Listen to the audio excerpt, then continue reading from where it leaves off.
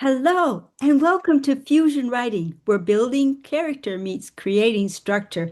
This is our writing week, and oh my goodness, this is going to be our first writing week since Victoria's book came out. Oh, it's really going to be wonderful. Victoria, what will you tease us with for your writing week challenge? Well, all week, or rather all month, we've been talking about research driven writing, which some of you may recall is the topic for the first issue of my newsletter. So thank you to everyone who subscribed. I'm cooking up something really special for you. But this week's exercise comes right out of page 8 of the newsletter, where I'm going to walk you through a writing exercise that's going to hopefully help you look at different ways of approaching how you do your research and how you use it. And as a little sneak peek kind of spoiler, we're not just going to do it anyway, we're going to do it the Hemming way. So come back and see what that's about. Oh boy, that sounds fantastic.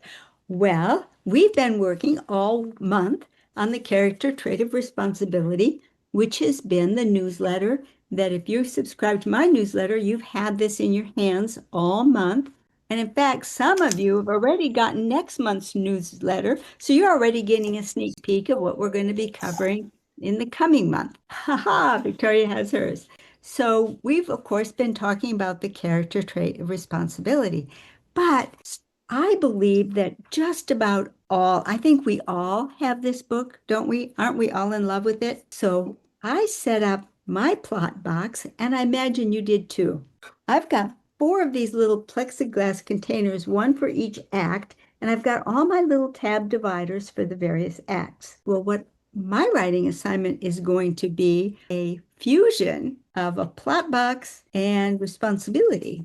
And that's all I'll tease you with today. You have to come back tomorrow to find out how that's going to work. So we'll see you then. Bye bye.